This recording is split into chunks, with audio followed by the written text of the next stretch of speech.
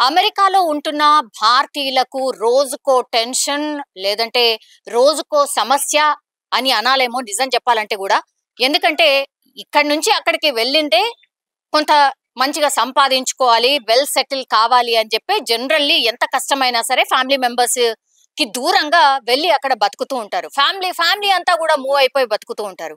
ఇప్పుడు నేను చెప్పేటటువంటి సంఘటన ఎంత దారుణం అంటే, మోటల్ అంటే ఈ రోడ్ సైడ్ కి సంబంధించిన ట్రావెలింగ్ చేసేటటువంటి వాళ్ళు ఆగి ఒక దగ్గర స్టే చేసి రిఫ్రెష్ కావడానికి ఏవైతే ఏర్పాట్లు ఉంటాయో మెయిన్ రోడ్ సైడ్ లో దాన్ని మోటెల్ అంటారు అమెరికాలో. సో మోటెల్ లో మేనేజర్ గా పనిచేస్తున్నారు కర్ణాటకకు సంబంధించిన చంద్రమౌళి.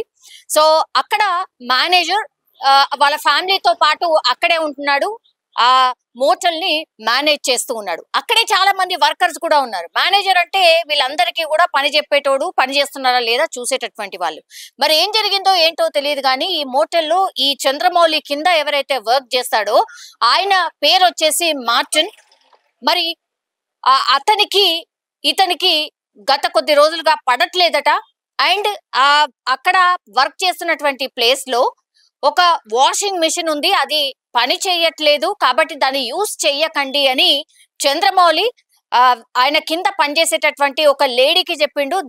ఆ విషయమే ఇప్పుడు ఈ మార్టిన్ ఎవరైతే ఉన్నారో అతనికి చెప్పమని చెప్పాడు. ఎందుకంటే చంద్రమౌళికి అండ్ ఈ మార్టిన్ అనే వ్యక్తికి గత కొద్ది రోజులుగా పడట్లేదు, కొన్ని వివాదాలు ఉన్నాయి, మాట అనుకుంటూ ఉన్నారు. కాబట్టి డైరెక్ట్ గా మేనేజర్ చంద్రమౌళి ఆ మార్టిన్ కి చెప్పలేదు, సహ ఉద్యోగితోనే చెప్పించిండు. దీంతో ఈ మార్టిన్ మరి ఎప్పుడు ఏ సందర్భం వస్తుందా వెయిట్ చేస్తున్నాడా, చంద్రమౌళి మీద అంత ఆగ్రహంగా ఉండాడా అనేది ఇప్పుడు ఈ సంఘటన రుజువు చేసింది అనుకోవచ్చు. ఎంత భయంకరంగా అంటే యాక్చువల్లీ ఈ సహ ఉద్యోగి ఎప్పుడైతే నువ్వు వాషింగ్ మిషన్ యూజ్ చేయకు, అది రిపేర్ లో ఉంది అని చెప్పగానే వెంటనే తన మేనేజర్ దగ్గరికి వెళ్ళి వాగ్వాదం స్టార్ట్ చేసిండు. నువ్వు నాకు ఏమైనా ఉంటే డైరెక్ట్ గా చెప్పు, ఎందుకు వేరే వాళ్ళతో చెప్పిస్తున్నావని మార్టిన్ చంద్రమౌళి పైన ఆగ్రహం వ్యక్తం చేయడమే కాకుండా గట్టిగా అరుచుకున్నారు. ఆ తర్వాత ఒక్కసారిగా ఈ మార్టిన్ ఒక చాకుని తీసుకొచ్చి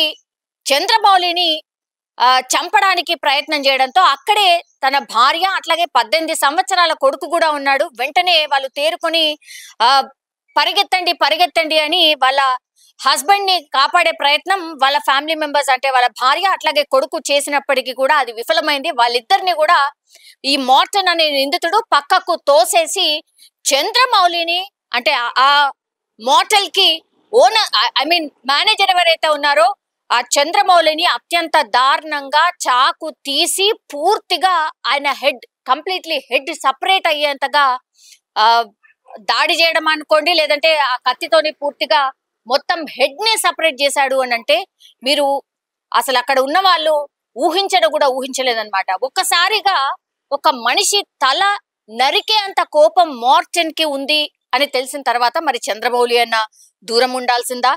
ఇంత దారుణ సంఘటన వాళ్ళ ఫ్యామిలీ మెంబర్స్ ముంగట్నే జరగడంతో పూర్తిగా అందరూ కూడా అక్కడ ఉన్నటువంటి వాళ్ళు భయాందోళనకు గురైనరు, చాలా దూరం పారిపోయే ప్రయత్నం చేసిండ్రు.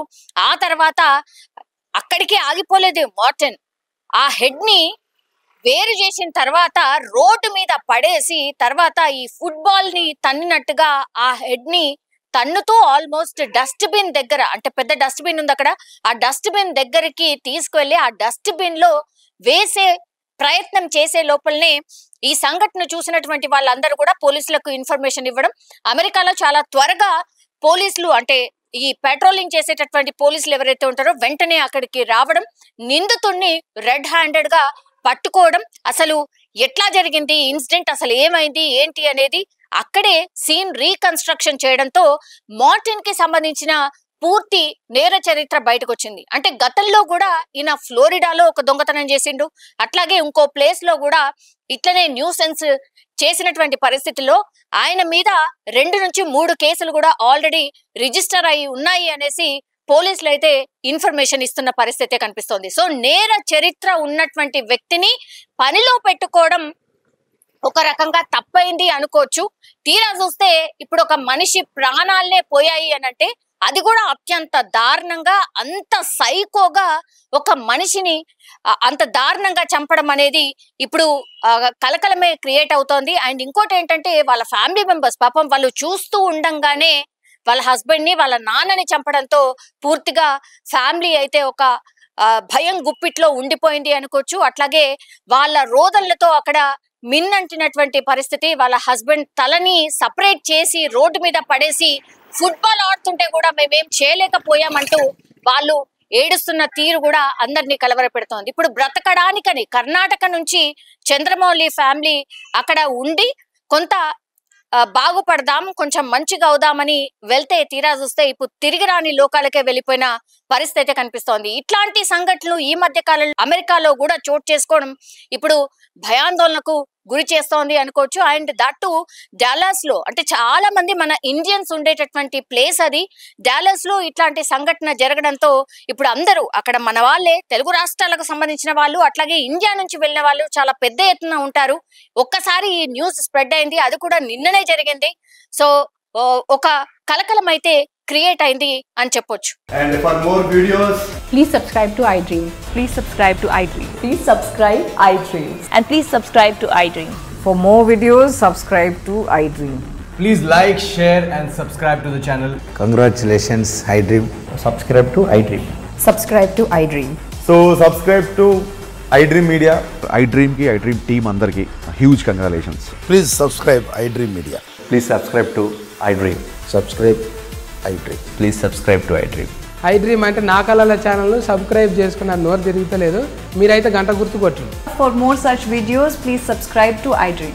Subscribe to iDream. Please subscribe to iDream. Please subscribe iDream Media. Please do subscribe to iDream. Please subscribe to iDream Media. For best entertainment and information, please subscribe iDream. And don't forget to subscribe to iDream.